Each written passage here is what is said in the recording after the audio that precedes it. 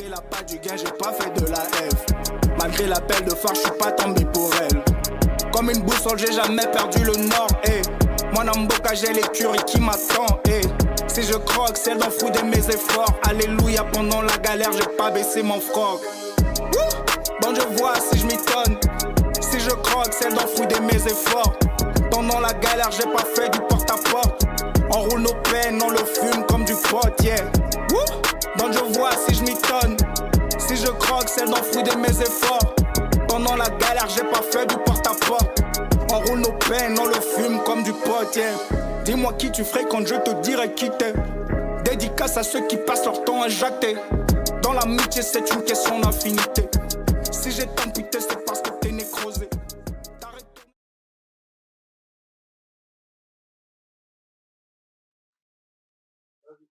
What's up, guys? Bonjour la famille. I'm your host, Cléa Lufulabo, and welcome back to The Cléa Show, saison 3, épisode 4. Aujourd'hui, ce soir, j'ai le privilège de vous inviter un artiste qui nous vient tout droit de Bruxelles. Mon cousin, ça fait toujours du bien de faire du contenu entre familles. Donc, je vous présente tout de suite Badi. Hello, enchanté. Ça va bien, Badi? Ouais, ça va et toi? Merci d'avoir répondu à mon invitation. C'est normal. Je sais que tu viens, t'es occupé, tu fais les choses rapides, mais le fait que tu as pris le temps de faire cette entrevue avec moi, c'est apprécié. Important, très important pour moi. Donc, Badi, je te laisse la parole, présente-toi, parce qu'effectivement, quand je dis que je viens de la Bruxelles, ceux qui sont peut-être pas vraiment amateurs de rap français, ils te connaissent peut-être pas, mais t'as une petite tournée à Québec, donc ça veut dire que t'as des fans au Québec, mais présente-toi pour ceux qui te connaissent pas, qui t'ont jamais vu, qui t'es, qu'est-ce que tu fais? Alors, je m'appelle Badi. Mon vrai nom, c'est Badi Bangandeka. Je viens de Bruxelles. Je suis un artiste belgo-congolais. Je fais de la musique depuis longtemps. Et là, en fait, on est venu présenter le nouvel album qu'on a sorti, la première partie en 2023 et la seconde depuis février 2024, qui s'appelle Moï. Trop de soleil tue l'amour. On y retrouve pas mal d'artistes, notamment un artiste que vous connaissez tous, je crois, Pierre Quenders, ici. On a un featuring avec, j'ai bossé ça avec Gillionnaire, Bodhisattva. Oui, Pierre Quenders, c'est le gars de mon chat. Ouais.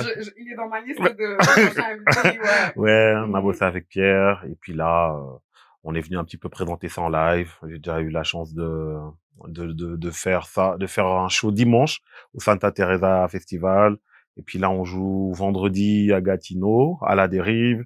Et dimanche, on joue au Club Balato. Voilà. Excellent. Donc, tu as vraiment répondu en tout. La première question que je veux te demander, en fait, tu t'as dit que ça fait longtemps que tu fais de la musique. Est-ce que tu peux nous raconter un peu comment tu as commencé à faire de la musique? Qu'est-ce qui t'a poussé à faire de la musique? Et puis, moi-même, vu qu'on est de famille, je sais très bien que ça a commencé jeune. Et puis, de voir que tu voyages, tu es en spectacle, tu as fait un album. Le parcours a été long. Donc, raconte-nous à quel moment tu as su que tu voulais être un artiste, que tu voulais être musicien. Comment ça a commencé? Bon, moi, la musique, j'ai toujours voulu faire de la musique en quelque sorte parce que j'étais la génération Michael Jackson, tout ça. Et en fait aussi, je pense via la famille, parce que quand même, on avait notre oncle qui jouait dans l'Hockey Jazz, Papa Rondo, et souvent il m'avait même acheté des instruments et tout ça. Et puis après, bon voilà, j'ai rencontré le rap assez jeune, quand j'avais 12, 13 ans. Et puis je pense à partir de 14 ans, commençait à sortir mes premiers textes. À 18 ans, je faisais partie d'un groupe, on a pas mal tourné avec le groupe en France, en Belgique, on a fait plein de trucs. Dans ce groupe-là, on était avec des gens comme des Youssoupha, des gens comme des Sefiu. On était tout le temps ensemble. Et puis après, j'ai continué la musique plutôt en solo. J'ai fait pas mal de trucs. Et puis à un moment, je me suis dit, j'avais envie de me reconnecter avec mes origines congolaises, mais en gardant quelque chose de rap. Et je suis parti tout simplement à Kinshasa. Et à partir de là, j'ai travaillé, je trouvais un peu le concept de me dire, je vais mélanger les deux. Je vais rapper, je vais mettre des beats hip-hop ou afro. Et on va commencer à sortir ça. Et donc, ça, c'était mon premier projet vraiment solo sous le nom de Badi. C'était en 2015. C'était Matongé. Puis Matongé, ça m'a amené à faire plein de trucs, à voyager. Puis on a sorti Article 15. Et puis on a fait, on a fait un album qui nous a fait vraiment beaucoup voyager, qui m'a permis de faire des shows comme Colors Show et tout ça. C'était Trouble Fête en 2020. On a un peu fait le tour, le tour de l'Europe. Et puis maintenant, on revient avec ces nouveaux projets. Ben, ça nous permet de venir ici. On a fait la Suisse dernièrement, et puis encore d'autres dates qui arrivent. Donc, voilà. Ton nouvel album, tu es venu pour monter ton nouvel album, Moui. Peux-tu nous parler de ton nouvel album et de ce qui t'a inspiré avec tous tes sons qu'on va découvrir dans l'album? Moui, en fait, bon, ça veut dire le soleil en lingala. J'avais envie, en fait, en fait, on était un peu dans une période un peu sombre. Voilà, on va pas à chaque fois revenir sur le Covid, tout ça, machin, mais c'est pendant ce moment-là que j'ai commencé à travailler sur ce projet-là. Il se fait que je reçois des sons de Gilles Lionnaire, qui fait partie de Major Lazer, et il m'a envoyé des sons. Voilà, un son d'abord, 2 sons, et puis il m'en a envoyé 15. Puis on s'est dit, on va bosser sur un album ensemble. On a bossé, et j'avais pas vraiment de nom. Et puis vers la fin, je me suis dit, ouais, en fait, c'est de la musique qui est sombre, mais allez, je veux mettre un message d'espoir. Donc le soleil, c'est important pour moi. Voilà, comme je dis dans l'album, le soleil, il est à l'intérieur de nous. C'est ça le plus important. C'est à l'intérieur de nous que ça nous réchauffe, que ça nous permet de rester positif.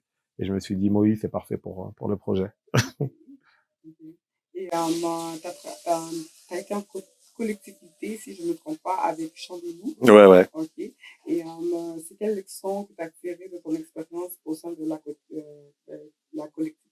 Ouais, c'est bien que tu parles de Chandelou. Chandelou, moi, quand on se voit maintenant, parce que c'était à longtemps, c'était l'école. Donc, c'était pour nous, c'était l'école. On était genre 10 rappeurs. C'était la street. C'était dur. Mais en même temps, c'était les moments où on a beaucoup appris. Donc, comment structurer un projet, comment structurer les morceaux, comment s'entourer. Parce que bon, moi, j'ai toujours été un artiste indépendant aussi. Donc, c'était aussi important pour moi de développer aussi le côté entrepreneuriat qu'on peut retrouver dans ma démarche. Il vient de l'époque Chandelou, quoi. Au début, on était là, on était à l'époque avec les CD, on vendait les CD dans la rue, on les vendait comme ça. Puis après, de là, on a commencé à développer de plus en plus de trucs. Et c'est vraiment Chandelou qui m'a appris ça. Et puis en plus, j'étais très jeune quand on a commencé Chandelou. J'avais genre 17 ans. J'allais encore à l'école, mais en même temps, on passait à la télé, en même temps, on faisait des festivals, on rentrait, les parents ne comprenaient pas, on partait des 3 jours, tu vois, c'est vraiment l'école, c'est vraiment le truc qui m'a formé, quoi. C'est vraiment le centre de formation, pour ceux qui aiment le foot. Est-ce que c'est ces moments-là que tu t'es vraiment dit que, moi, c'est ça que je veux faire de ma vie? Ouais, c'est à ce moment-là. Moi, à ce moment-là, je pense que, ouais, en fait, à un moment, on a sorti un disque qui a vraiment bien marché. Et là, je me suis dit, non, en fait, ça va être mon truc. Bizarrement, je sais qu'un garçon assez timide, mais la musique, c'était le truc où j'étais moi-même. Et à un moment, les autres, au début, ils pensaient pas. Et puis, il y a tout le monde, non, en fait, je vais faire ça. Je vais faire ça. Je vais faire ça. Je vais faire ça. Je vais aller là. On va faire ça. On va faire ça. Mais j'avais genre 18 ans. Et ils disaient, ah ouais, il parle. Et en fait, après, c'est ce que j'ai fait. Donc, ouais. Ouais. Donc, il n'y avait pas de plan B, il y avait juste un plan A. Exactement. Je m'étais pas laissé un truc. C'était pas facile parce qu'au début, les gens comprenaient pas vraiment. Et puis, on vient d'un milieu africain. Donc quand tu dis aux gens, non, moi, je fais de la musique, bon, c'est comme, tu vois, autant dire que t'es un braqueur ou un dealer, ça va être la même chose. Ouais, voilà. Mais c'est vrai que je me suis battu pour ça. C'est important pour moi. Raconte-nous un petit peu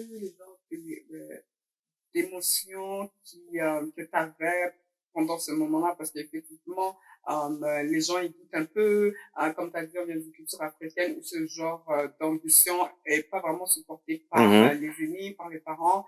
Mais comment toi, tu as réussi à rester ferme sur ton but, sur ton rêve pour arriver jusqu'à là tu es arrivé, et quand il y avait des moments où tu te sentais découragé par les commentaires des autres ou la déception, comment tu as dit avec tout ça? En fait, c'est une bonne question déjà. Le truc, c'est que j'avais une discussion avec ma sœur, que tu connais, ma petite sœur, Charlotte, et dernièrement... Charlotte, c'est ma number one femme. Et c'est vrai, c'est une discussion assez dure. Parce qu'elle me dit, ouais, mais à tout un temps, t'as vu, moi, je t'ai détesté, genre. Et je dis, mais pourquoi tu me détestais? Elle me dit, non, parce que moi, j'avais l'impression que t'étais perdu. Et j'ai dit, en fait, et j'écoute bien ce qu'elle me dit, et je dis, non, en fait, moi, je savais que j'étais pas perdu, mais je me cherchais. Faut pas confondre se chercher et être perdu. Moi, je sais que, à ce moment-là, je sais que, moi, mon truc, c'est la musique. Mais à la maison, on va te demander, il faut ramener de l'argent, il faut faire ceci, il faut faire cela. Chose que je faisais. Mais moi, quand je gagnais de l'argent, j'étais déjà entrepreneur. Donc, si j'ai de l'argent, en fait, je vais payer le studio. Si j'ai de l'argent, je vais payer un clip. Si j'ai de l'argent, je vais payer le CD. Si j'ai de l'argent, je vais me dire, bon, je vais garder cet argent-là. C'est avec cet argent-là que je vais produire le truc. Et du coup, ça pouvait donner l'image de, ouais, non, mais en fait, le gars, genre, il est broke. En fait, non, je suis pas broke. C'est que moi, j'investis dans quelque chose. Et donc, à ce moment-là, c'est un peu comme ça. Donc, je n'ai pas beaucoup parlé. Moi, je suis plutôt quelqu'un, bon, je dis, OK, d'accord. Je suis là, regarde les trucs, j'avance, petit à petit, petit à petit, petit à petit, petit à petit, petit à petit. Et puis après, à des moments où tu as des victoires quand même, parce que voilà, j'ai pas les parents, ils vont voir, tu passes à la radio, il y a le vieux qui t'appelle, ah, je t'ai entendu à la radio, ok, ça c'est une petite victoire. Ah, il ouvre le journal, il voit ta tête. Ah, mais ça c'est d'autres victoires. Et puis là, ça commence à devenir sérieux. Et puis, après, ben, en fait, c'était juste, j'ai un peu fermé ma bouche et je me suis dit, ben, voilà quoi, tu vois, les Congolais ils disent vérité Zanabulo. Bah, en fait, la vérité, c'était de travailler. Mais ça faisait mal, mais en même temps, j'étais pas tout seul. J'avais aussi des amis, j'avais ma femme, tout ça qui m'ont toujours aussi donné ce truc en me disant, bon, bah, vas-y, let's go, on te fait confiance. Des fois, à des moments, c'était compliqué, à des amis, ils sont venus, ah, tiens, voilà, tiens, prends l'argent, tu payes le dernier clip, fais ceci. Donc, j'étais quand même entouré. Mais c'est vrai que, à ce moment-là, tu sais pas si tu vas réussir. Non, mais j'aime vraiment ça que tu racontes cette partie parce que ça me fait penser à moi. Ouais, ouais, ouais. Moi, je me retrouve présentement. Mhm. C'est comme toi, en fait, il y a juste toi qui vois ta vision. Ouais, exactement. Le grand Dieu sur toi. C'est comme, non, c'est ça que je veux faire. Ouais, ouais, ouais. C'est ça. Mais quand tu expliques aux autres, ils voient pas exactement qu'est-ce que toi tu vois. Donc, des fois, c'est justement difficile Ouais, ouais. de dire, OK, let's go, on te supporte. Et puis moi aussi, quand je dois payer mon studio, quand je dois payer tout mon contenu, mais moi, ça me dérange pas de payer 300 pièces parce que je dois créer du contenu, mais comme quelqu'un d'autre va me dire, mais t'es pas payé, comme Coralie me dit, mais pourquoi t'es pas payé? J'ai dit, c'est pas comme ça que ça fonctionne. Il faut d'abord que comme genre je me fasse un nom et ensuite par la suite, on va arriver là où on va arriver, justement. Mais eux, justement, je pense que c'est à cause de la culture africaine, c'est comme surtout quand tu es déjà adulte, c'est comme automatiquement si tu fais quelque chose, tu dois générer Exactement, exactement, mais exactement. moi je vois pas les choses comme ça. Puis justement quand tu as des amis qui croient en ta vision et puis que eux ils sont là comme on te supporte, c'est ça aussi qui justement qui t'aide à avancer. Oui. Donc j'aime vraiment ce témoignage, cette petite partie de ton histoire. Tu as parlé de ta femme, je sais que ça fait vraiment longtemps que tu es avec elle. Raconte-nous un peu justement le fait d'avoir une personne qui te suit depuis que comme genre les gens ne croient pas à ton jusqu'à là. Comment que elle se sent, les enfants aussi, vas-y, il a 5 enfants en passant. Puis comment eux vraiment ton support vraiment le plus proche et qui te voient vraiment évoluer, comment eux ils gèrent ça, comment ils se sentent. Bah, en fait, le truc, c'est que bah, déjà parce que moi, je rencontre ma femme, à la base, on avait des amis en commun, mais justement, tu as parlé de Chandelou. Et c'était à l'époque de Chandelou, on était ados, quoi, on n'était pas. Mais elle était là, elle voyait le truc, et puis après, on s'est mis ensemble. Mais comme elle savait que c'était mon truc, et qu'elle voyait que je m'impliquais, parce que c'est un truc que je faisais pas à moitié, j'étais vraiment toujours là-dedans, ben, c'est devenu comme un espèce de projet familial, on va dire. C'est se dire, bon, voilà, ça va être le truc dans lequel on va s'investir, on va travailler, elle va donner des idées, elle va supporter, parce que je suis quand même quelqu'un qui bouge beaucoup, il y a les enfants. Donc, elle s'est investie comme ça, et jusqu'à aujourd'hui, en se disant, ben, en fait, de toute façon, il va le faire. Après, maintenant, ce qui est intéressant, c'est que les enfants ont grandi. Donc, même dernièrement, c'était l'année passée, j'avais une discussion avec ma fille, parce qu'à des moments, tu vois, c'était un peu compliqué. Je me sentais pas bien. Puis elle m'a dit un jour, elle m'a fait asseoir, vraiment, elle a 14 ans. Elle m'a dit, écoute, papa, toi, t'es pas un papa normal, tu vois. On veut pas que tu ailles travailler genre de 9 à 5. Et puis, t'es un artiste. Donc, sois un Ils artiste. comprennent, ouais, Voilà. ouais, Et puis maintenant, ce qui est bien, c'est que les autres, les garçons, maintenant, eux, ils viennent de sortir leur projet sur Bruxelles et ça marche bien. Ah, donc, eux aussi, Ouais. ouais. Donc, eux, ils viennent de sortir leur truc, ils sont petits, ils m'ont présenté le projet, ils m'ont dit, voilà, nous, on fait ça, on va faire ça et ça. Et après, tout le monde a vu, et puis tout le monde a dit, ah, mais en fait, c'est toi, mais en mieux. Et je dis, ben voilà, c'est ça, papa. C'est de... Voilà. Voilà. Ouais, mais c'est toi en mieux. Et j'ai dit, non, exactement. Moi, le truc qui est important pour moi, quand je les vois maintenant, ils ont 17, 19 ans, il y en a un qui rappe, il y en a un qui manage, il y en a un qui produit, ramène les gens, ils ont fait des concerts, il y a des gens qui bougent, ils font des radios, ils sont là, ils font leur truc. Voilà, ils sont actifs, et parce qu'ils ont vu le truc, donc en fait, ça devient une espèce de projet familial. Au début, les parents comprenaient pas, bon, les grands-parents pour les enfants, mais maintenant, voilà, j'ai vu, ils sont partis chez leurs grands-parents, ils leur ont montré, les grands-parents, ils sont contents. Ah ouais, et tout, vous êtes des pros maintenant. Pour eux, c'est normal, mais c'est vrai qu'il fallait que moi, j'ouvre la porte. Exactement. Voilà. Ouais. Donc, ta femme, elle a aussi un côté artistique. Oui, bien sûr, clairement, ouais. Clairement, elle est pas artiste, mais, enfin, si, elle est artiste. Mais c'est vrai qu'elle m'a souvent dit, elle m'a dit, non, écoute, peut-être dans un premier temps, ça va être compliqué qu'on soit 2 artistes à la maison, mais toi, vas-y. Moi, j'ai dit, ouais, à un moment, on y va ensemble alors. Et donc, c'est vraiment ce truc, parce que sinon, on n'aurait pas non plus tenu comme ça. On s'est eu Plus dans le behind the scenes. Oui, voilà. C'est vraiment quelqu'un qui m'inspire. On aurait peut-être pas tenu s'il n'y avait pas ce projet de vie. Ouais, j'en doute pas. Ouais. Je trouve que, justement, ben, tu sais, les enfants, bâtir des enfants, Mhm. c'est un projet de vie. Tu as aussi un autre projet. Ouais, c'est un autre enfant. Ouais, c'est un autre enfant, mais ça aide à tout le monde, quand tout le monde est dans la même longueur d'onde, justement, ça aide à garder clairement. la femme et tout. Mhm. Donc, j'aime ça que tu dis ça. Donc, tu étais dans un collectif Chant du Loup, mais qu'est-ce qui t'a vraiment poussé à quitter le collectif et te lancer en solo? Ah, en Comment fait, cette transition a-t-elle marqué ton évolution dans la musique? en fait, bah, c'est juste à un moment où en fait, chacun commence à avoir un peu ses idées, des idées différentes, une vision différente, parce que voilà, la vie aussi. Il y en a beaucoup, moi, voilà, Chandelou, on était 9, peut-être que là, on est peut-être un, ou enfin, il y a moi, il y a peut-être un autre qui fait encore de la musique. Et donc, à partir de ce moment-là, moi, je m'étais dit que j'avais envie de faire un truc à moi. Je commençais à avoir cette envie-là, quoi. Je me suis dit: «Non, là, je maîtrise le truc, j'ai envie de faire mon truc à moi». Et je commençais par un morceau, 2 morceaux. Et après, c'était une époque même, je me rappelle, la première fois que je suis venu au Canada, je crois que c'était en 2006. Et je ouais, j'étais passé, et je me rappelle qu'à ce moment-là, en fait, c'est là où je sors mon premier 3 titres, quelque chose comme ça, solo, vraiment hors du groupe.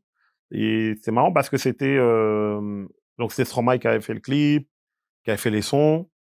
Et et tu vois, à ce moment-là, c'était vraiment un son un peu particulier. Au début, les gens aussi, et puis on bossait là-dessus en 2006, et puis après j'ai continué, quoi, en fait. Et quand je suis venu ici, ça m'avait motivé, en fait. Je me suis dit: «Ah ouais et tout», je vois, parce que c'était déjà dans des trucs où on m'avait appelé pour d'autres choses, mais c'était lié à la musique et tout. Et je me suis dit: «Ah ouais et tout, on peut même voyager avec la musique et tout». Et là, ça m'a tu vois, c'était ce truc-là, et ça m'a un peu donné un peu, la force de continuer comme ça hors du groupe. Et j'avais, je pense, juste envie de faire mon truc à moi, un peu sans contrainte. Oui, c'est ça. C'était quand je te parlais tout à l'heure de cette période où tu te cherches, où les gens pensent que tu es perdu, ben, ça correspond un peu à ce moment-là, ce que j'ai dit à tout le monde.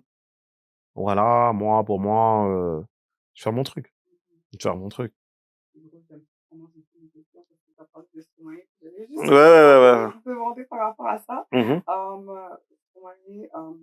Il est un des favoris à Montréal. Ouais. Il vient ici, il fait des doubles concerts, Ouais. back-to-back, et c'est sold out. Et toi, tu as eu la chance de travailler avec lui. Donc, avant le rap, ben, que ce soit vraiment populaire, comment tu décris cette période-là? Quel impact lui, il a eu sur ta carrière? Et quand tu le vois justement, parce que souvent, quand vous avez commencé à travailler, il n'était pas aussi big que Non. maintenant. Donc, ouais, comment ça t'a impacté toi dans ta carrière? Et quand tu le vois toi, comment ça t'impacte toi? Ouais, ben, en fait, le truc, c'est que, bon, moi, je le rencontre, et je trouvais qu'il avait énormément de talent à l'époque, ça s'est confirmé. Et en fait, au début, c'était pas tant la musique, c'est parce qu'en fait, il faisait des clips aussi. Enfin, il continue toujours à faire des clips. Mais il faisait des clips. Et à l'époque, il n'y avait pas grand monde qui faisait des clips sur Bruxelles. Et j'avais vu un de ses clips et j'ai dit, bah, en fait, voilà, j'aimerais travailler avec ce mec parce c'est fort, tu vois. Et puis finalement, on s'est connecté, un ami qui m'a connecté. Et puis de là, on est devenus amis aussi. Et puis il a commencé. En fait, en gros, si tu veux, c'est vraiment quelqu'un qui a été, mine de rien, un moteur dans ma carrière. Mon premier clip, c'est lui qui l'a fait. J'ai envie de dire mon premier tube, c'est lui qui l'a fait aussi. À l'époque, c'était Claque des doigts. Et donc, tu vois, ces trucs créatifs. Ça, c'est des détails importants sur ton CV. Ouais, bien sûr. C'est vraiment quelqu'un tu vois, et puis on est resté, tu vois, jusqu'à aujourd'hui. Si on échange. Donc, il y a jamais eu ce truc-là. C'est quelqu'un que moi, j'apprécie vraiment humainement, tu vois. C'est de la fraternité entre nous. Et c'est vrai qu'il a été là dans ces moments clés. Et puis quand il a marché, c'est cool parce que c'était comme un message qu'on t'envoie à travers lui en disant, mais en fait, c'est possible de faire le truc. Et toi, tu es là, tu marches avec le gars, tu connais, il t'explique ce qui va pas, comment il est, où est-ce qu'il est, truc. Donc, c'est une expérience, ouais, c'est vraiment quelqu'un d'important pour moi, ouais. Tu as travaillé avec ses filles aussi, Ouais. Youssoufa, ça c'est des gens que moi j'écoute aussi Ouais. beaucoup. Raconte-nous aussi tes expériences avec eux, comment tu t'es rencontrés, Ouais. quelles sont les relations que tu as jusqu'à présent. Non, mais en fait, c'est des frères. Que ce soit les Sefiu, on se voit beaucoup moins. Je pense il s'est mis un peu en retrait depuis quelques années. Mais Youssoufa, voilà, Youssoufa, en fait, c'est mon frère, tu vois. Tu vois, il venait à la maison quand on avait 12 ans, 13 ans. Il était là, on a grandi ensemble. Il avait la famille qui était là, lui, à Bruxelles. Nous, on dormait chez lui. Bah, quand je te parlais qu'on partait en France, on dormait chez lui, on dormait par terre chez lui. Chez Youssoufa, on faisait des trucs. Et puis, même chose, c'est un peu comme Instrument. Et c'est des gens, quand ils ont eu l'opportunité de me donner le truc, par exemple, on est parti à Kinshasa ensemble. Quand je parlais du projet Matongué, quand on a fait Matongué, 243, c'est avec Youssoufa, il est venu, on a fait le clip là. Non, c'est vraiment quelqu'un d'important. On avait sorti le truc à l'époque chez Beaumaillé et tout ça. Donc, c'est tous des gens avec qui on a dépassé même le cadre de la musique. Mais au début, on s'est tous... Bon, Youssoufa, il y avait ce rapport-là de Bruxelles. Et puis, Sefiu, même chose. Je pense que Sefiu, c'était via Youss, en fait, via Youss. En fait, il était tout le temps avec nous en studio sur Paris. Même quand on venait de Bruxelles, dès que Sefiu l'entendait, ah, les gars, ils sont en studio, même s'il doit passer à 2 ou 3 heures du matin, il passe. On passe toute la soirée là, on est là, on écoute, on fait des sons. Et ça s'est fait toujours de manière très naturelle. Et puis, c'était pas des moments où on pensait qu'ils allaient devenir Sefiu ou qu'il allait devenir Youssoufa. C'était vraiment un truc. Et en même temps, on est toujours resté en contact comme ça. Moi, si je devrais décrire comme genre ces artistes, ils sont mainstream. Toi, tu te considères quoi? Underdog, mainstream? T'as quand même un grand fanbase, mais est-ce que tu veux, est-ce que tu aimes la position où tu es maintenant, ou tu veux vraiment être connu internationalement, du genre, les gens écoutent ta musique, même s'ils comprennent pas vraiment qu'est-ce que tu dis, ou jusqu'à où tu veux aller, genre, est-ce que, justement, est-ce que tu es bien dans la position que tu es là? En fait, je suis quand même quelqu'un qui est ambitieux, donc tu veux toujours aller plus loin. C'est un moteur, quoi. C'est un truc où tu te dis, tu peux pas rester toujours au même endroit. Après, moi, j'ai pris des chemins aussi plus alternatifs, tu vois. Mais en même temps, tu vois, je te disais tout à l'heure, moi, à la base, je suis quelqu'un aussi d'assez timide, d'assez discret. Et donc, est-ce que tu aimes tout ce flashlight? En fait, c'est ça, c'est que souvent... C'est ça que tu veux, ou... en fait, ce qui est marrant, c'est que peut-être maintenant, en grandissant, tu vois, ça me gêne plus. Mais c'est vrai que j'ai eu beaucoup d'opportunités que j'aurais pu dire, non, je vais faire ce truc, ça va pop, tu vois, genre mainstream, mais c'était une peur aussi d'être mainstream pour moi, parce que c'était pas le truc où que j'osais totalement assumer. Et donc, tu vois, je me suis dit, je vais aller de manière progressive. Même c'est vrai que, mais après, maintenant, c'est vrai que ces dernières années, ça s'est beaucoup accéléré. Mais c'est parce que je pense que j'étais plus plus à même de gérer. Tu vois, par exemple, on a parlé des Frangins, que ce soit des Stromae ou que ce soit des Sefiu, tu vois, c'est des trucs aussi, ils ont pris du retrait parce que dans leur vie personnelle, le côté mainstream Ouais, c'est aussi peut... ça. Ça a de l'impact, Ouais, oui, voilà, tu vois, c'est des trucs, il faut accepter de ne pas pouvoir aller faire tes courses comme tout le monde, il faut... Tu vois, Ouais. et je pense que j'étais pas prêt pour ça, et qu'en même temps... C'est une bonne perception des choses. Ouais, ouais. J'en doute même pas, effectivement, si, comme tu as dit, tu es quelqu'un qui est déjà introverti, Mm. c'est sûr que oui, faire des fautes, des gens Ouais. Ouais. qui rentrent dans ton intimité, c'est vrai que ça aussi, tu dois penser deux fois. Oui, clairement. Après, maintenant, tu vois, maintenant, je pense que c'est vrai que sur la Belgique et tout ça, tu vois, on a fait le taf, donc les gens nous Ils te connaissent, connaissent, ouais, voilà, c'est ça.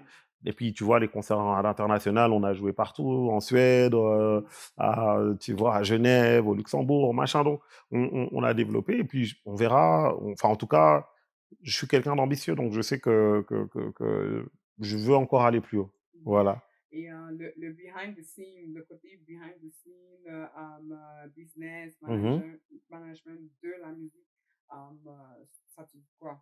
Ouais, bah écoute, je le fais beaucoup. J'ai managé des artistes, je produis des artistes, voilà, des artistes. Voilà, ça m'arrive de faire de la promo pour des artistes connus, pas connus. Donc c'est vraiment quelque chose que je fais déjà aussi. Vraiment, comme tu dis bien, the scene. Des fois, je le dis pas tout le temps, mais je le fais. Ouais, je fais pas mal de trucs avec des artistes même de renommée, m'occuper de la promo. Par exemple, on a fait par exemple Fally à Bruxelles. Ouais, là, je travaille sur un nouvel artiste qui s'appelle MPLI. Voilà, c'est plutôt pop. Voilà, on est en train de terminer son album. Il y a vraiment beaucoup de projets comme ça que je Donc, fais. t'es vraiment busy. Ouais, mais tranquille, tu vois, c'est le boulot, tu vois. Ouais, Ouais, ouais, ouais. mais le but, c'est de faire un travail qu'on aime, tu Oui, oui, oui, vois. clairement, ouais. Ouais, c'est exactement le but, ouais. Ok. T'es passé à Color Show. Mhm. Comment t'as vécu ton expérience? Très cool, très Mhm. cool. Je crois que moi, comme tout artiste, tu as envie de faire des color shows. On en a fait deux en C'est plus. vrai. Ça a eu un gros impact. Et en fait, au début, j'étais un peu comme, ouais, je vais pas dire c'est normal parce que c'était quelque chose que je voulais faire, Mhm. mais j'ai pas non plus sauté au plafond. C'était un truc pour moi qui était, j'avais envie de cocher la case, tu vois. J'ai fait Mais ça. comment ça se passe? Ils t'appellent? Comment ça se passe? Bah, en fait, c'est un petit peu des 2 parce que c'est vrai que moi, je voulais le faire. On avait fait plusieurs demandes. Il se fait que il y avait un ami qui connaissait quelqu'un là-bas et puis il lui a envoyé le truc et les gars de Colors se sont dit, «Ah OK, c'est pour Badi, mais nous, on aime bien ce qu'il fait. Vous voulez faire ça Mhm. quand?» Et ça s'est fait comme ça, en fait. Il y a pas eu de discussion, tu Ouais. vois? C'était normal, ils connaissaient déjà ma musique, donc déjà, j'étais flatté et puis, directement, ils se sont dit: «Ouais, OK, let's go, on le fait, quoi». Et voilà, on est parti, à l'époque, c'était à Berlin et puis, on a fait et puis on est revenu, quoi. Et puis après, quand c'est sorti, ouais, ça a fait boum, ouais. Raconte le behind the scenes, plus le behind the scenes. C'est qui a choisi ton accoutrement? Mmh. T'avais même fait les genres de tatous dans les Ouais, mains. ouais, ouais. Parce que je pense aussi que Color Show, c'est comme emphasize sur ça, parce que Mmh. justement, c'est le but du visuel, selon Ouais, moi. ouais. Donc, comment ça s'est passé? C'est qui a décidé? Est-ce que tu avais ton propre styliste ou c'est eux qui arrivent avec le styliste? Non, en fait, non, non, c'est moi qui ai décidé. Mhm. Déjà Heu, ton choix. je voulais, bon, en fait, l'idée, c'était que j'arrivais avec un morceau qui s'appelle «Mauvaise ambiance» et et en fait, j'avais une veste, mais sur la veste, en fait, j'avais écrit des noms Mhm. et en fait, les noms, c'était les gens qui avaient été victimes de bavures policières, en fait, Ouais. tu vois? Il y a Adama Traoré, il y a eu toutes ces histoires-là, Mhm. donc je connaissais, j'ai un pote qui avait une marque à ce moment-là, il a changé de marque maintenant. Il faisait des vestes en cuir, donc je dis: «Ouais, voilà, bon, c'est mon style. Moi, je veux une veste en cuir et je veux que tu m'écrives les noms de tous les gens qui sont, qui ont été tués par la police, en Ouais. gros, et pas nécessairement que américains». Tu vois? J'ai dit: «Voilà, en Ouais, parce que Europe, ouais, parce qu'il y a machin». beaucoup Ouais, on voilà. dirait que ben, des fois, on dirait que les États-Unis découpent un peu Mmh mh. et ça, ils réalisent pas que, justement, ça se Mmh. passe aussi ailleurs. Ouais, ouais, ouais, et le morceau, c'était ça, c'était de dire que, OK, on parle des États-Unis, mais bon, voilà, c'était pas qu'un morceau que sur le racisme, mais pour dire que Voilà, ça arrive aussi là où on habite, en Belgique, en France, voilà, en Suisse, peu importe. Voilà, au Canada, il y a des histoires comme ça. Et donc, ça, c'était le choix. Donc, et comme je savais que Color, c'était une vitrine mondiale, j'ai dit, ben là, on doit aller avec un truc où les gens, ils vont voir, ils vont capter le message. Et puis bon, on est Congolais, donc on doit être sapé. Voilà, C'est ouais. un petit peu plus facile pour Ouais, nous. ouais, ouais, ouais. En tant qu'artiste, est-ce que tu te sens obligé d'avoir un côté activiste? Pas seulement en tant qu'artiste, mais en tant qu'artiste noir, rappeur. Est-ce que tu te sens dans l'obligation d'avoir ce côté un petit peu activiste? Mmh. Bah, moi, c'est naturel. C'est vrai que je pense pas que quand tu que à titre personnel, pour moi, c'est important. Je me vois pas faire de la musique sans message. Mhm.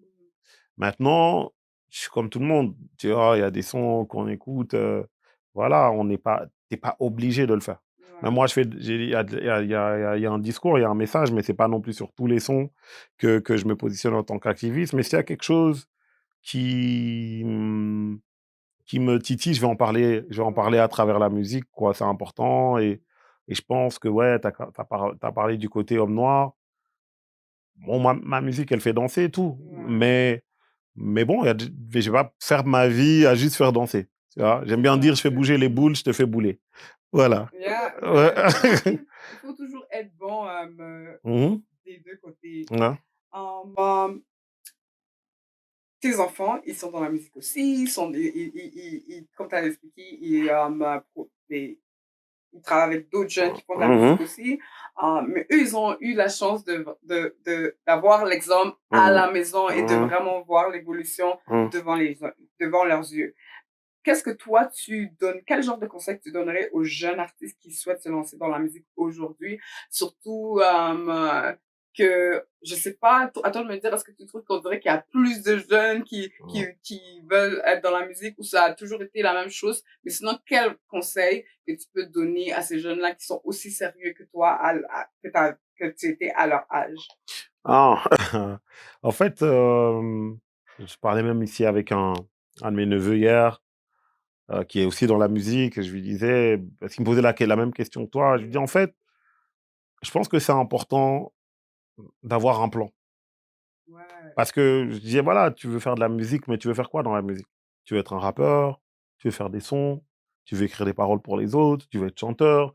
Déjà ça, c'est déjà la première question et puis après aussi, si tu te dis: «Bon voilà, ça va être un boulot», ben, alors il faut le faire comme un boulot. Ça veut dire, beh, qu'est-ce qui va te payer, en fait? Parce que c'est ça, tu vois, par exemple, mon neveu, il me disait: «Ah non, mais en fait, ouais, mais moi, j'enregistre les gens. Enfin, je rappe, mais j'enregistre». Je dis: «Tu fais de l'argent quand tu enregistres». Ben voilà, tu as compris. Mhm. Ça veut dire que tu vas pas faire ça gratuitement parce que nous, à notre époque, on savait pas avoir un studio comme ça. C'était pas ça existait pas, en fait, tout Ouais, c'était simplement. pas si easy que c'est Voilà, maintenant. tu savais pas prendre une caméra. Tu vois, tu vas prendre ton téléphone, Mhm. voilà, ça filme en 4K, papa, tu achètes un bras, tu fais un clip. Mhm. C'est pas comme ça. Faut avoir la caméra, l'équipe, les machins, avoir des grues, tu vois? Et et là, maintenant, c'est la facilité. C'est un peu la même chose que j'ai dit, voilà, mon fils, il vient me voir, il a 17 ans, voilà. Il me dit: «Il joue au foot, ça se passe bien, mais à un moment, ça se passe moins bien». Il me dit: «Ah, moi, je vais arrêter le foot». Je dis: «OK». Mais c'est impossible que pour moi, tu dois faire quelque chose de ta vie. Tu vas faire Mhm. quoi? Ah, tu vas faire quoi? «Non, moi, je vais faire la musique». «Ah, je vais faire la musique? OK, d'accord. Ah, OK, voilà, prends le téléphone là, appelle, il cherche des jeunes de ton âge». OK, il va, il fait son stage, il se rend compte: «Ah, c'est un boulot quand même, hein. Ouais, c'est Ah, c'est ça. un boulot, ah!» Tu vois? Voilà. La plupart, ils voient juste the big picture. Ouais, voilà, Ils voilà. oublient qu'avant d'arriver à the big picture, il faut faire plus. Oui, tu Ouais. vois? Ah, il faut se lever le matin, tu rentres le soir, et tac. Ah, mais les artistes, c'est compliqué, mais après 6 mois après, il est venu, il m'a dit: «Écoute, voilà, moi j'ai un projet, je vais ramener tous les jeunes de Bruxelles, on va faire tous les jeunes qu'on connaît pas, moi je vais les ramener, on va faire un truc, ça va être un big truc. Voilà, moi je vais le faire». Je dis: «Ah, c'est compliqué de ramener des gens», Ouais. mais il les a ramenés. Il les a ramenés, il m'a appelé: «Voilà, le projet il sort». J'ai dit: «OK, d'accord, je veux bien t'aider un peu, je t'aide. Ah, je vais faire un concert». OK, je vais aller voir le concert, je vois, oh, il y a 100-200 personnes. Je fais: «Oh, OK». Donc Yeah, tu vois, c'est big. tu crées ton mouvement et Mhm. mais voilà, non, mais c'est toi qui m'as dit et puis je vois maintenant sur son téléphone, il est là, il a un plan. Tu vois, tout est noté. Mais moi, maintenant, je suis dans ma chambre, je dors. Ah non, non, écoute, voilà, sur le plan, on doit faire ça. Je dis, OK, il a compris. Et c'est ça, en fait, ce truc. C'est que donne-toi un plan d'action, applique le plan d'action. Si ça réussit, tu refais à nouveau. Si ça marche pas, tu regardes ce qui n'a pas été, tu recommences. Et ça va prendre. Ouais. Qu'est-ce que tu penses d'avoir ton propre label? Ouais, bah écoute, au fait, c'est déjà une démarche que je fais parce que déjà moi-même, je me produis. Je distribue aussi pas mal de projets aussi, des projets aussi bien dans le rap que dans le gospel, que dans même des projets à Kin aussi. Donc je fais ça. Je pense que dans les prochaines années, c'est vraiment le truc, que je vais beaucoup plus mettre en avant. Parce qu'au début, je voulais vraiment être sûr de bien maîtriser là où je vais. Là, je pense qu'on a des projets qui tournent bien, qui tournent très bien même pour certains. Et donc, ça, c'est vraiment c'est pas le step parce que j'ai déjà le pied dedans, mais, mais je vais aussi mettre beaucoup plus en avant la casquette entrepreneur. Ouais. Encore une fois, c'est bon d'être dans les deux côtés. Exactement, ouais. J'ai oublié ma question. Pas de souci. T'es venu à Montréal, t'as fait déjà 2 shows, tu vas faire Un show. On a fait un show dimanche. Donc, il te reste 2 shows. Ouais, 2 shows, ouais. C'est quoi ton opinion par rapport à tes fans du Québec, du Québec? Comment tu trouves que le public interagit avec tes performances? C'est la 3e fois que tu viens à Montréal? Ouais, 3e fois, ouais, je pense, ouais. Qu'est-ce que tu penses de Québec, de ouais. Montréal? Ben, en fait, j'aime bien. Là, ça fait quoi, 3-4 jours qu'on est arrivé. Là, tu vois, j'ai rencontré chaque fois des musiciens. Déjà, chaque soir, je me suis pris une claque. Même là, tout à l'heure, là, j'étais parti, je me suis posé. Il y avait un gars qui jouait de la guitare, micro, tout ça, je le regardais. Je me suis même assis. On était avec mes musiciens. Je me suis dit, waouh, c'est fort. J'ai rencontré pas mal déjà de gros musiciens. Et moi, j'aime beaucoup cette ville, tu vois. On a parlé, par exemple, de Pierre Quenders, Moonshine et tout. Et moi, je me rappelle, parce que chaque fois qu'on se croise en Europe, ils me disent toujours, mais Moonshine, t'étais là quand on a créé ça. Je dis, ouais. Je dis, oui, ouais, t'étais avec nous dans la chambre et tout. Oui. Et moi, j'aimais bien cette énergie-là. On s'est connecté quand même très tôt avec Pierre. Et j'aime bien l'énergie là, en fait, qu'il a ramené, et puis tout le mouvement qu'ils ont créé, parce que c'est un mouvement maintenant international. Et je trouve qu'à Montréal, il y a ce truc. Vous avez un truc bien à vous, qui est particulier, mais qui a des bonnes influences, tu vois, sur le monde en règle générale, tu vois.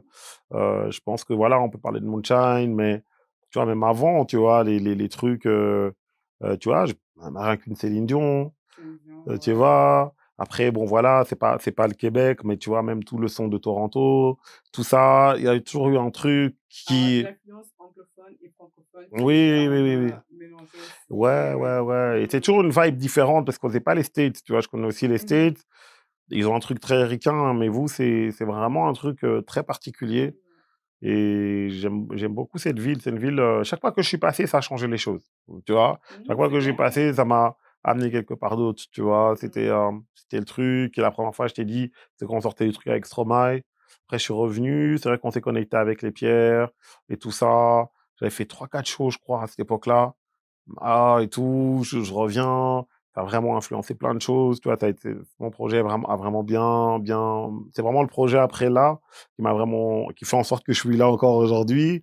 Je revenais justement de Montréal.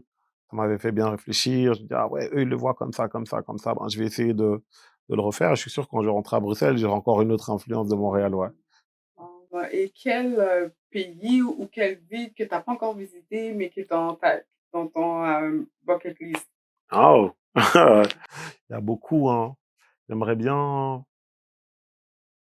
Ouais, moi, je suis très Afrique. Je suis très Afrique. J'aimerais bien Lagos, parce que encore l'Afrique francophone, Lagos ou Accra, une des deux. Yeah. Ouais. Les deux, c'est sûr, parce que on sait déjà que l'ambiance. Ouais, voilà, l'ambiance. Donc ça, c'est vraiment des villes où j'aimerais bien aller, passer un peu de temps, me connecter avec les gens, et puis kiffer aussi le pays, quoi. Ouais. mais là, on parle de Lagos, Accra, toi, t'es un artiste francophone, mais est-ce que t'as d'autres projets de faire, d'essayer de sortir des sons en anglais ou... Non, mais en fait, je me rends compte qu'on a beaucoup de sons, mine de rien, avec des artistes anglophones, là, même sur le dernier projet, parce que je suis francophone, mais je bosse beaucoup avec des gens plutôt anglophones. Anglophone? Voilà, Ok. voilà. Il y a même eu un moment, on était sur un label à Londres, donc c'était totalement anglais, même si mes paroles étaient en français. Je me vois pas écrire parce que je maîtrise moins la langue, mais j'aime bien la sonorité. Donc souvent, ça va être dans les refrains, dans les trucs où il y a des choses où on développe avec beaucoup sur le côté anglophone. Et c'est pour ça aussi que je pense que, mine de rien, on a beaucoup pu tourner à l'extérieur. Des fois, dans des pays, voilà, on part en Suède, il n'y a personne qui parle, il y a personne qui Ouais, parle français. ouais. Ouais, voilà. Mais le Comment ça se son, passe alors? non, bon, là, je fais l'effort quand même, moi, de parler. Moi, je Ouais, parle anglais. ouais. Dans des cas comme ça, entre Ouais. les morceaux, je parle anglais quand même pour présenter, pour expliquer quand même les morceaux. Mais c'est la vibe, en fait. Les gens, ils kiffent la Yeah, c'est vibe et ça. Quand voilà. la musique est bonne, la musique est Ouais, bonne. Ouais, exactement, ouais. ouais. Les amoureux de la musique, on se Ouais, ils se comprend. reconnaissent, ça n'a pas de langue, la musique. Ouais. Et pour clôturer, j'ai mes deux questions de clôturation. Est-ce Hum. que tu peux nous donner une anecdote lors de tes spectacles ou une fois durant les séances d'enregistrement qui était la plus embarrassante, où tu étais le plus gêné, où tu étais comme, oh non, aujourd'hui j'ai merdé. Ah. Mais des fois, mais il y en a plein, mais c'est vrai qu'on a eu le coup, mais ça c'était vite fait. On a eu le coup à Santa Teresa où à un moment le courant a coupé pendant le show. Donc, mais ouais, il y a plus, enfin voilà quoi. Ouais. Et toi, tu chantes et puis le courant se coupe, donc voilà. Mais à Santa Teresa, ça va, ça a repris direct. Mais je me rappelle, on a fait un concert en France où là, on n'a pas pu terminer le concert, quoi. Le courant n'est jamais revenu. Donc, Oh, le ouais, courant va couper. ouais, ça a Donc coupé ça une arrive fois, souvent, deux quoi. fois, trois Mhm. fois, bon, dans les festivals, souvent concert à Ouais, ouais, ouais. l'extérieur. Et donc, ça, c'était le truc où j'étais genre, Comment tu gères ça? la première fois, c'était difficile parce que au début, tu dis au public, bon, ben, on va attendre parce que même ton micro fonctionne pas. Donc, et t'es en extérieur. Ça va pas Donc, ouais, crier. voilà, voilà, voilà. Mhm. Bah, on attend, ça revient, puis ça se recoupe. Ouais, t'es gêné. Après, c'est pas de ta faute. Mhm. Mais là, ouais, c'est quand même assez gênant parce que tout le monde est là, ouais, mais nous, on veut que ça continue. Je dis, Mhm. mais je peux rien faire. Donc, c'est Ouais. un peu frustrant, quoi. Ouais, ouais, ouais, ouais, ouais. Et c'est quoi la deuxième question et la dernière question? Hum. C'est quoi le projet ou une des trucs qui était le plus fier au jour d'aujourd'hui? Ah, au jour d'aujourd'hui, moi, bon, moi je vais mettre la famille en avant, surtout les enfants. Ça, c'est vraiment la fierté quotidienne. Et la motivation aussi, quotidienne. Donc, moi, c'est vraiment ça. Enfin, ça a été mon vrai projet, c'est ça. C'est les Est-ce que enfants. toi et ta femme, vous avez préparé d'avoir 5 enfants ou c'est juste quelque chose que, bon, on a eu 5 enfants, on a eu 5 enfants? Non, le truc, c'est que c'est pas on n'avait pas préparé. C'est les circonstances qui étaient là. Après, maintenant, on a toujours assumé. Par contre, après, tu te dis, ben, let's go, on y va, on le fait et cool. Même si les gens, ah, 5, tu vois, tu vois, et nous, pour nous, c'est comme c'est Ouais. normal. Mhm. Voilà. Et là, maintenant, comme ils sont grands, c'est vrai que les gens, ils se rendent pas toujours compte. Voilà, moi, des fois, je peux marcher avec eux. Ah ouais, quoi, c'est ton frère. Ils sont, ah, c'est ton pote. Je dis, ben non, c'est pas mon pote, c'est mon fils. Donc, donc, voilà. Ouais. Mais ça, c'est vraiment un truc ouais, ça, c'est le truc qui me rend vraiment fier. Ouais. Ok, Mhm. on a terminé. Badi, est-ce que tu as un mot de fin à nous dire? Ton album il sort bientôt. Il est déjà sorti ou il sort Il est bientôt? déjà Il est sorti. déjà sorti. Donc, je suppose qu'on peut avoir accès à ton album dans toutes les plateformes de Ouais, on peut streaming. streamer, ouais. Oui, et puis, ouais, quel mot de fin que tu peux nous donner au public, aux gens qui t'ont vu pour la première fois? Qu'est-ce qu'ils peuvent s'attendre de ton album qui vient juste de sortir? Ben, déjà, moi, je tiens à te remercier, toi, Merci. parce que c'est important pour moi, justement, de voir comment tu grandis, la personne que tu deviens, la personne qui va influencer d'autres personnes aussi. Mhm. Pour moi, ça, c'est vraiment le plus important. Mhm. Et pour ceux qui me connaissent pas, ben, allez écouter ma musique, laissez-moi des retours, revenir vers moi, laissez des commentaires. Venez sur les commentaires. Voilà, Oui. envoyer des DM, j'en réponds quand même. Et donc ça c'est le truc le plus important. Et franchement, force à toi et à toute ton équipe. Merci, Patrice. C'est vraiment un plaisir de t'avoir. Je me sens vraiment privilégiée parce que I feel like I'm having like a real artist. Et puis, comme tous les gens avec qui tu as travaillé, que tu connais depuis que tu es petit, c'est des artistes qui sont dans ma playlist. C'est des gens que moi, j'ai vus en spectacle. Le mercredi prochain, on a un de mes amis, lui, c'est un danseur. Il a travaillé à plusieurs reprises avec Youssoupha. Et justement, c'est ça aussi le but de ma plateforme, c'est que nous aussi, on avait notre petite gang qu'on appelait la street. C'est comme, au début, on est tous ensemble, on fait des petits jobs, on a nos rêves. Et puis là, maintenant, de plus en plus qu'on vit, on est comme, oh, mais là, t'as ton école de danse, Cléa, t'as ton propre show. Donc, tout ça, juste le fait que toi, t'as parlé de tout ton parcours, ça m'inspire moi-même. Et je sais que les gens qui ont l'habitude de me voir, ça les inspire aussi. C'est vraiment ça, le but de ma plateforme, de vraiment, donner l'espoir à ceux qui rêvent et puis que justement, comme, rêver, c'est bon, mais les messages comme ça te donne encore plus la force pour vraiment travailler pour dire si lui l'a réussi, ben moi aussi. Ah non, mais merci, on est là pour inspirer. On se voit à mercredi prochain avec Mélo et merci encore une fois, Badi, pour ta présence. Non, merci à toi. J'ai vraiment aimé. Puis j'aime ton soir.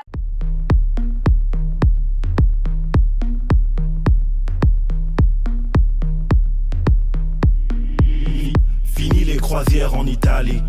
On pêche des poissons venus de Somalie. Cours natation à Lampedusa et d'escalade aux USA. Mauvaise ambiance. Mon ami, c'est mauvaise ambiance. Mauvaise ambiance. Tu ramènes la mauvaise ambiance. Mauvaise ambiance. Mon ami, c'est mauvaise ambiance. Mauvaise ambiance. Tu ramènes la mauvaise ambiance. D'ici c'est Belgica, pays de la bière et de la NVA. Des mains coupées et des cervelas, responsable de la mort de Lumumba. Pays de Stromae, pays d'Abdeslam, Molenbeek, islam radical.